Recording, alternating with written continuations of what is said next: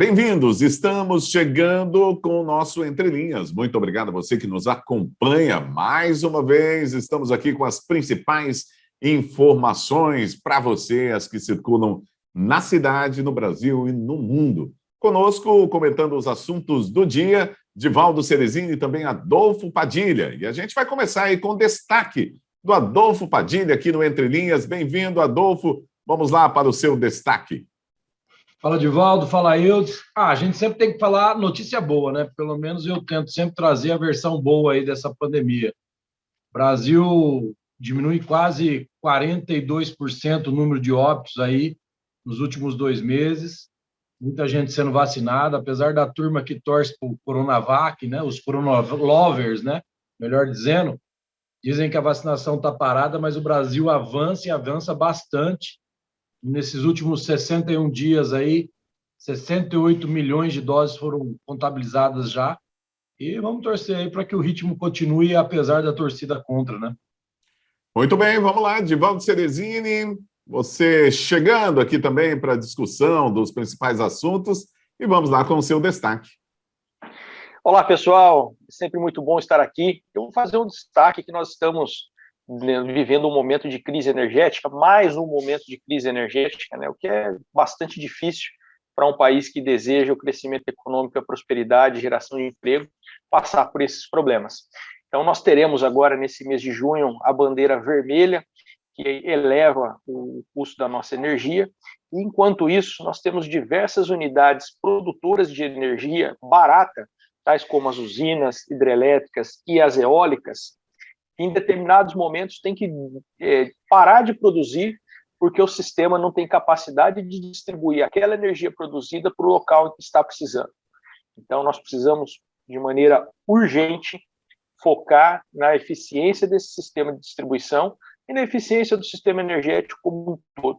Por isso, é fundamental a privatização da Eletrobras, mas a privatização nos moldes em que foi apresentado pelo governo, não do jeito que foi alterado pelo relator lá do Congresso, com diversos jabutis que vão nos custar 20 bilhões de reais. É capaz da gente ter que pagar para vender a Eletrobras. Muito bem, vamos lá então para a nossa primeira informação aqui da pauta. A Pfizer pediu autorização à Anvisa para incluir adolescentes na bula da vacina contra a Covid. O pedido de inclusão no Brasil é para adolescentes a partir de 12 anos. E a Anvisa, a Agência de Vigilância Sanitária Brasileira, tem 30 dias para responder a esse pedido de autorização. Vamos lá, começando a falar sobre esse assunto, Adolfo Padilha.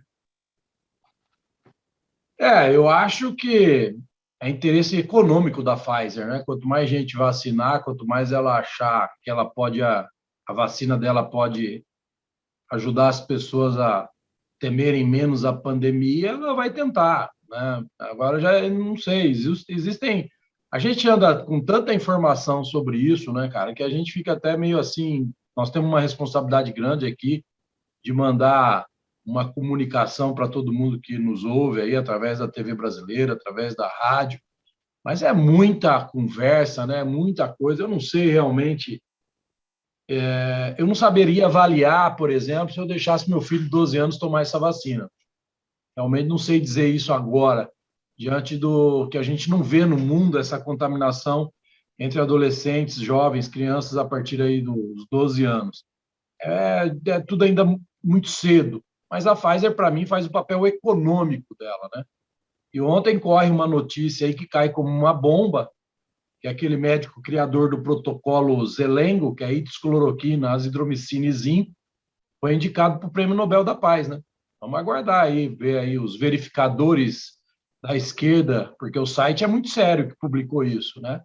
E tem uma parte na declaração dele aqui que ele fala muito claramente dos interesses econômicos dos laboratórios para dizer que o tratamento preventivo ou precoce ou tentativas entre médico e paciente sejam tão desmerecidas por alguns segmentos da medicina mundial, enquanto muitos segmentos seguem o tratamento. Mas em relação à Pfizer, eu particularmente tenho muita coragem de afirmar aqui para o nosso público que não sei não se eu teria coragem de colocar meu filho de 12 anos para tomar essa vacina.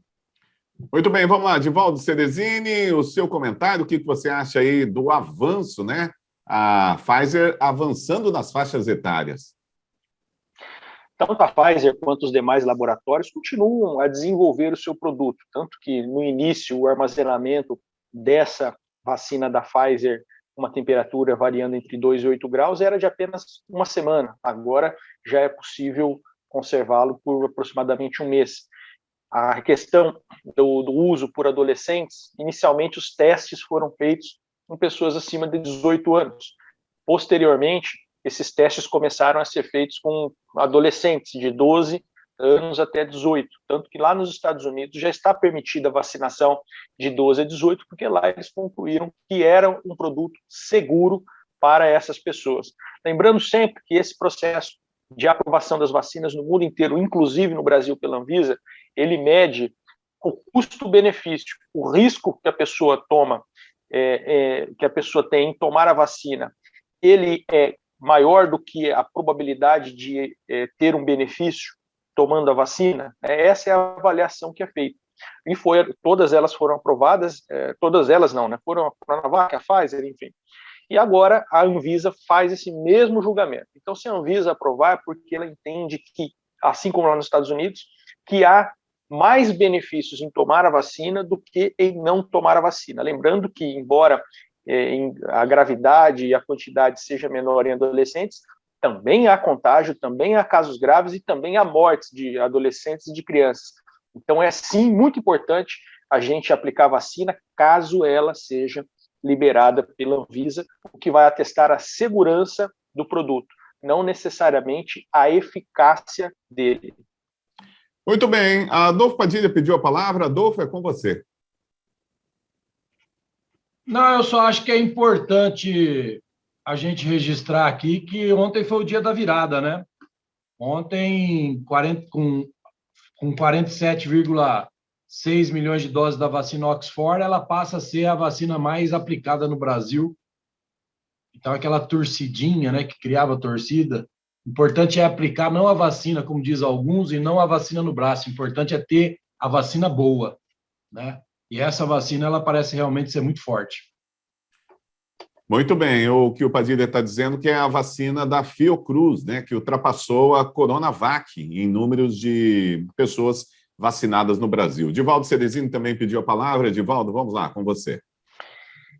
A gente tem que torcer sempre para o Brasil para a gente, e não necessariamente por um político ou outro, por alguma parte da sociedade ou outra, né? E quem torce para o Brasil sempre torceu para que nós tivéssemos vacina eficaz, seja ela qual for, no braço do povo, que é onde faz efeito, e não no contrato, não na geladeira, não no freezer, né? Então, todos os brasileiros que realmente querem sair dessa crise, eu tenho certeza que torcem para que a gente tenha vacina eficaz, seja ela trazida pelo político XYZ, no braço do povo, não é só em contrato e também não é no freezer, não. Adolfo Padilha pediu a palavra mais uma vez, Não, vou furar a regra aqui, vamos lá. Não, teve torcida por vacina, sim, eu ouvi aqui da sua boca. Temos a vacina por causa do fulano.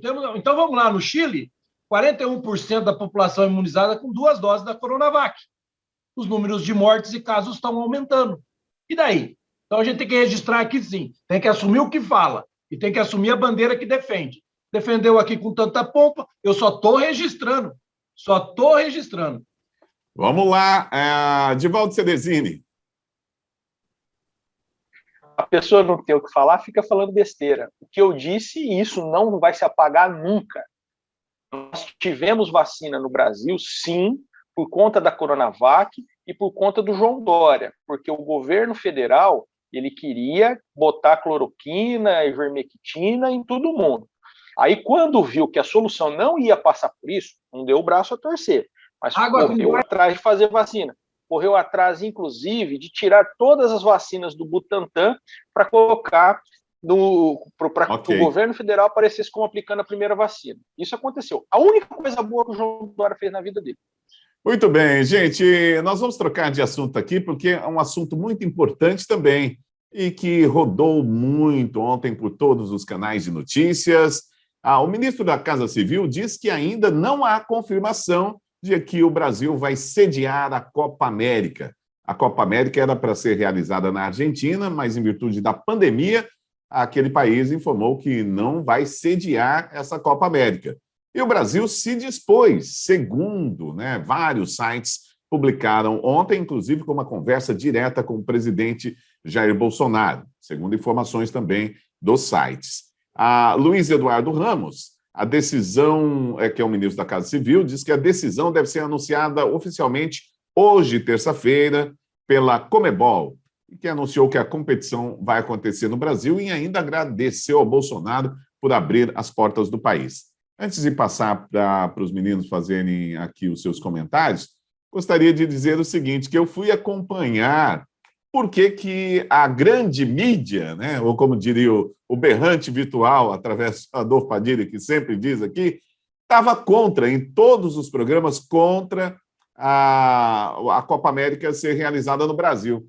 E eu verifiquei que os direitos sobre a Copa América é do SBT. Então, gente, precisamos dar uma olhada aí para ver como é que vem essas informações também.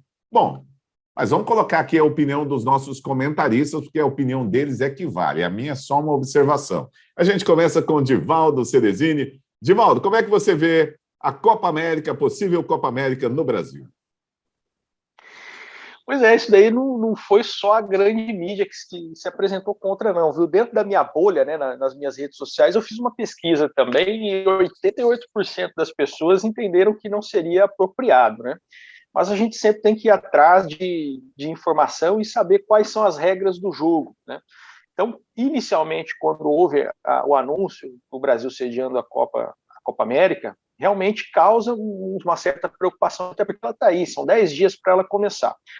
Mas, por outro lado, algumas outras informações começaram a ser formatadas e também transmitidas.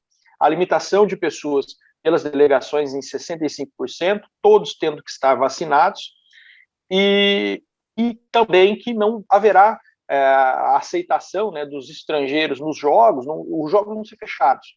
Então, é um protocolo semelhante ao que a gente já tem no nosso futebol. São 10 equipes, né, que virão para cá. Isso limitaria em torno de 650 pessoas movimentariam para jogar esse torneio, mais a equipe de mídia, né? Então, por um lado, vem uma quantidade de pessoas, sim, para o Brasil, que vai ser exigido que estejam vacinados. O que a gente precisa ter cautela essas pessoas vão se vacinar, mas elas vão se vacinar agora? A vacina provavelmente não vai fazer efeito até o início do torneio, né? Então oferece sim um certo risco, mas na minha visão esse risco não é tão grande quanto se imaginou inicialmente, tá? Então, o importante é que a gente tenha o respeito aos protocolos de segurança. Nós temos dentro do Campeonato Brasileiro de Futebol, nos campeonatos estaduais, protocolos que foram estabelecidos e foram bastante eficazes no propósito de não disseminar a pandemia. Então, eu acredito que, respeitando esses mesmos protocolos, nós não deveremos ter problemas, não, até porque não teremos torcida. Muito bem, Adolfo Padilha, vamos lá, o seu comentário, o que você acha da Copa América no Brasil? Primeiro, como parceiro de rádio, eu tenho que ajudar o sofrimento do Divaldo, porque ele tentou colocar o nome do Bolsonaro, mas ele não conseguiu. Mas você viu que ele tentou, ele foi, a bolha dele, que 80% é contra, é o que eu falo, é o berrante virtual, porque vamos lá, vai. O Brasil promove agora já campeonatos estaduais, Copa do Nordeste, Copa do Brasil, Copa Sul-Americana, Libertadores, 4 divisões do Brasileirão e a Copa América não pode, porque é o Bolsonaro. Então, Reudes, você na sua observação, você já colocou bem claro. E é isso que eu falo aqui no espaço que eu tenho orgulho de participar, que eu agradeço a rádio, que eu agradeço a TV brasileira. Pelo menos eu me sinto uma voz quando eu digo assim, gente, cuidado com o berrante virtual. Eu fui diretor de jornal, eu fui diretor de rádio, Reudes, você sabe como funciona a manchete. Você sabe como funciona induzir dentro de uma redação as pessoas entenderem aquilo que o grupo econômico quer passar, aquilo que o grupo político quer passar. Olha o absurdo onde nós chegamos. Ontem você viu aquele narrador da da Globo, agora me escapa o nome dele, ele narrou anteontem um jogo do Brasileirão, Flamengo e Palmeiras, e Luiz ontem Roberto. no Twitter, isso, e ontem no Twitter ele colocando um absurdo o Brasil sediar a Copa América. A única razão, a toda poderosa, mas calambiano, balançando Rede Globo, não tem os direitos da Copa América. Quem tem, como disse o nosso amigo Eudes, é o SBT. Consegue entender agora, Divaldo, quando eu digo que o berrante virtual entra assim na cabeça das pessoas? Muito bem, vamos lá. Divaldo Ceresini pediu a palavra, eu consegui aqui botar fogo no parquinho, que era o que eu queria. Vamos lá, Divaldo Ceresini. A gente não pode ser papagaio, o Padilha. Eu posso assistir a TV Globo, posso ler a Folha de São Paulo, mas isso não quer dizer que o que está escrito lá vai formar a minha opinião. O que vai formar a minha opinião é a análise de mundo conforme as vivências que eu tenho e as informações, sim, que a gente recebe. A gente recebe informações de diversos meios e tem a capacidade de analisá-las e não simplesmente de repetir as palavras como um papagaio. Então, a minha análise foi exatamente como a tua. A diferença é que eu não vi motivo nenhum para botar o presidente nessa história e passar pano para nada. Eu falo aquilo que eu realmente acredito, em vez de ficar passando pano e arrumando desculpa para tudo. Coisa boa tem que ser elogiada, coisa ruim tem que ser criticada para ser corrigida. Quem fica passando pano em besteira de político só ajuda a lascar o Brasil. Mas, muito bem, vamos lá. Reforçando, eu não acho que isso foi besteira. Trazer a Copa América para cá foi besteira, não. Adolfo Padilha, você pediu a palavra. Eu concluir o seguinte: periquito que acredita em água com gás para combater o Covid vai piar sempre e não vai falar nunca. Muito bem, gente, nós vamos para o nosso rápido intervalo, a gente volta já já com mais Entre Linhas.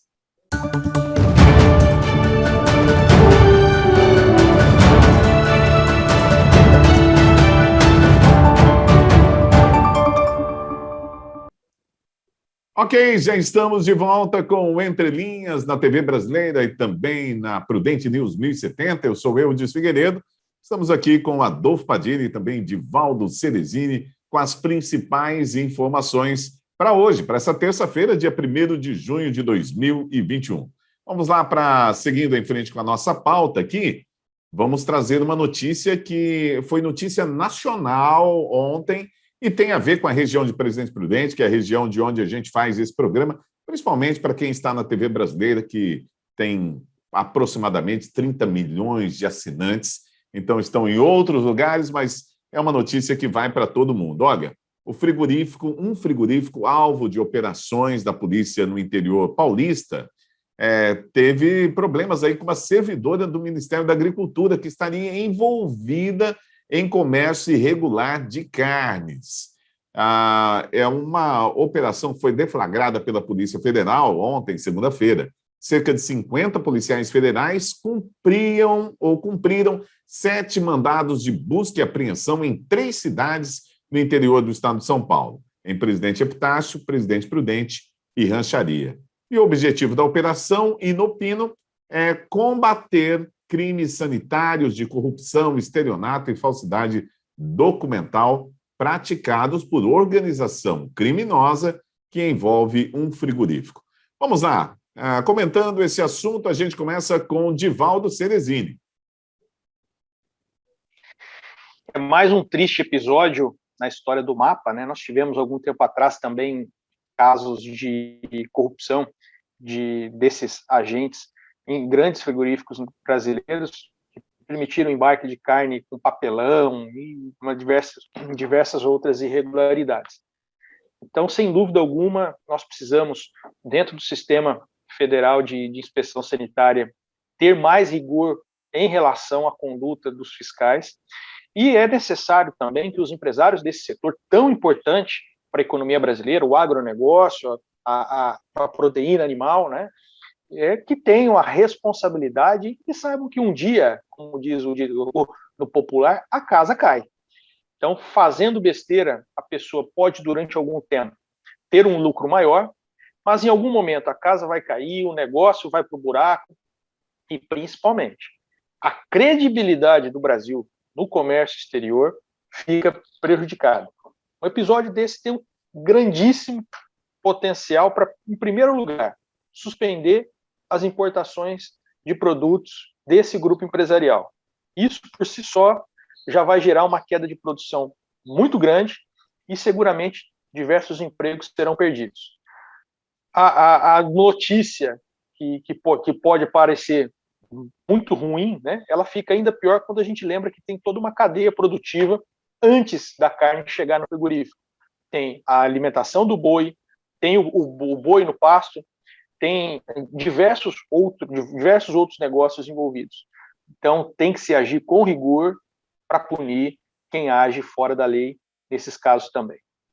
Muito bem, vamos lá, comentando esse assunto. Adolfo Padilha, é com você, Adolfo. Eu vou na linha do Divaldo também, né? A gente fica aqui da nossa região, lógico que a gente dá todo o direito de defesa, toda a possibilidade de tentar explicar a versão, mas eu particularmente, eu fico chateado se isso se confirmar, porque é um exemplo que em rodas de amigo eu sempre cito muito, porque começou de baixo, lutou pra caramba, né? A sociedade, de uma certa forma, é preconceituosa com pessoas que conseguem a conquista do seu patrimônio sem ter vindo de uma família tradicional. A gente sabe como é isso, principalmente no interior. Então, a gente fica, mas será que precisa fazer isso? Mas está enorme, está tão grande, como o Divaldo chamou a atenção aí, isso é ruim para o segmento como um todo. O Brasil é exemplo do agronegócio no mundo, não é um exemplo, não é porque o agronegócio hoje é a locomotiva brasileira e nunca mais vai deixar de ser, porque põe uma coisa na sua cabeça, o mundo precisa comer. Outro dia eu li uma frase assim, se o Brasil compra a China, o mundo morre de fome. Se a China compra o Brasil, vai morrer de fome também o mundo do mesmo jeito.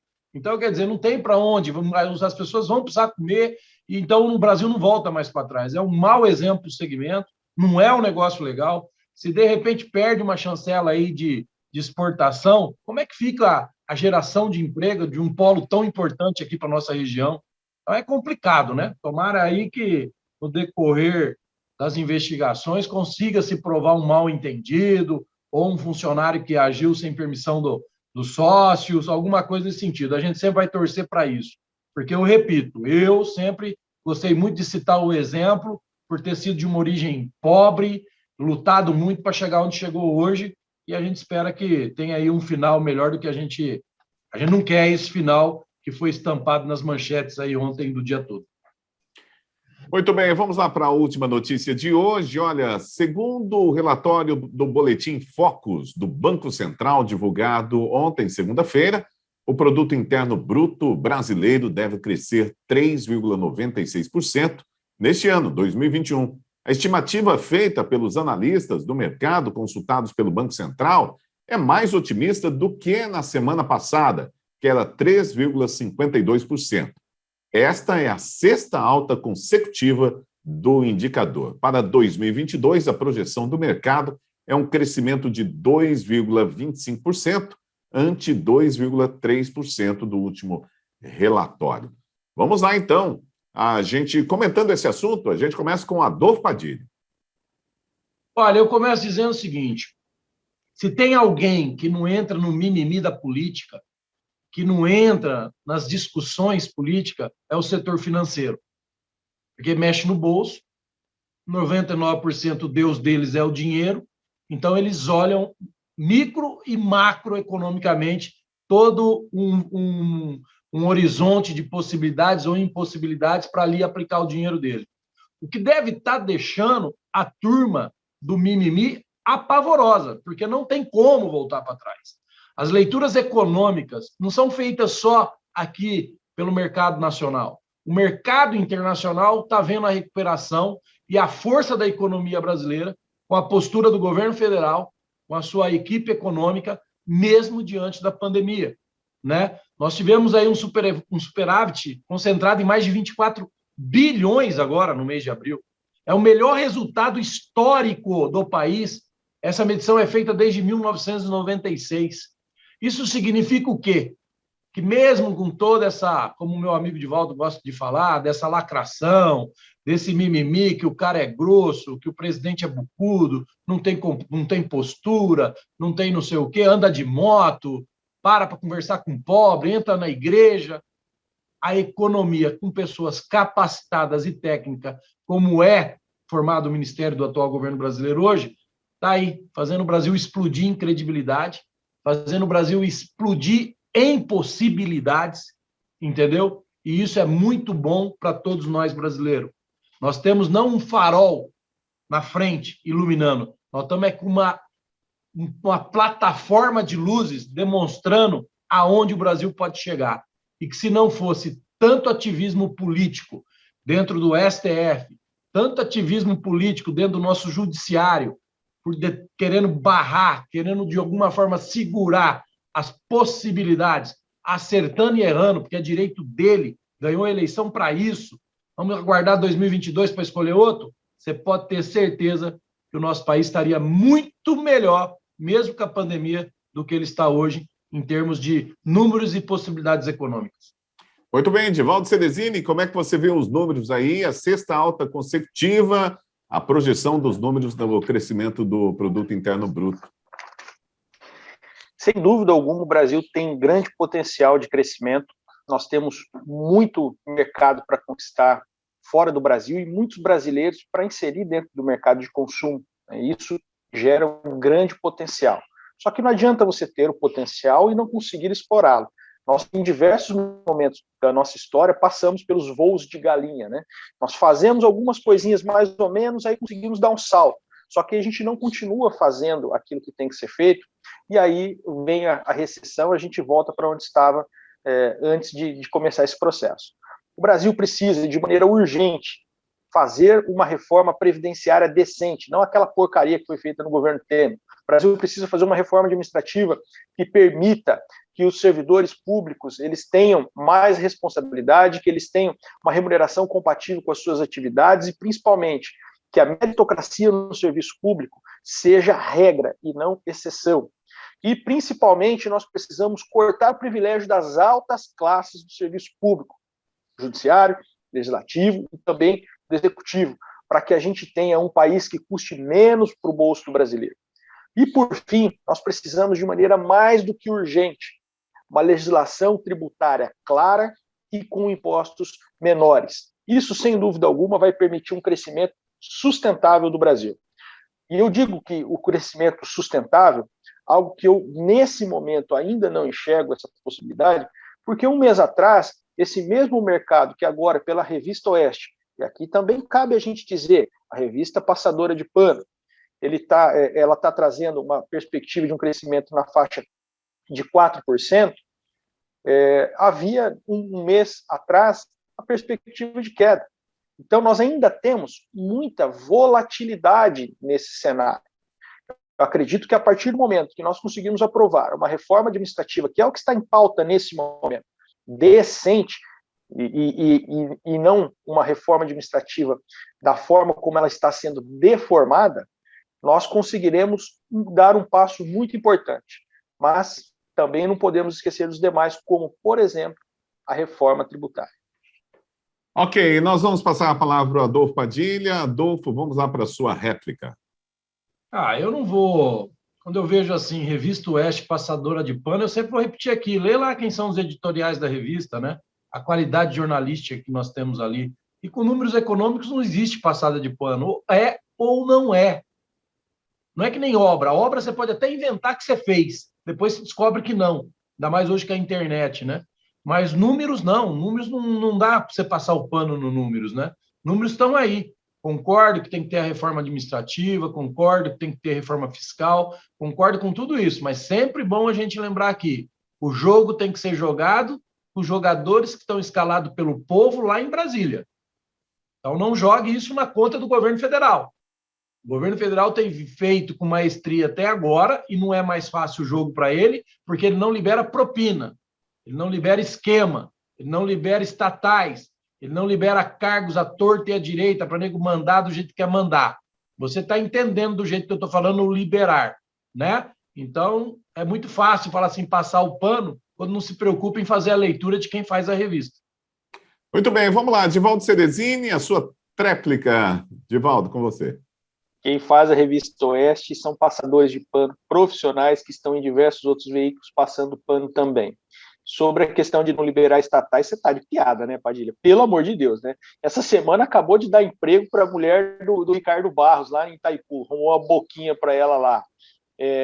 O Tratolão, que enfiou um monte de dinheiro lá na Chesf, inclusive 10% do orçamento secreto de 3 bilhões de reais, 300 milhões de reais, foram destinados pelo ex-presidente do Senado lá, o Alcolumbre, que em tese é inimigo mortal do governo federal.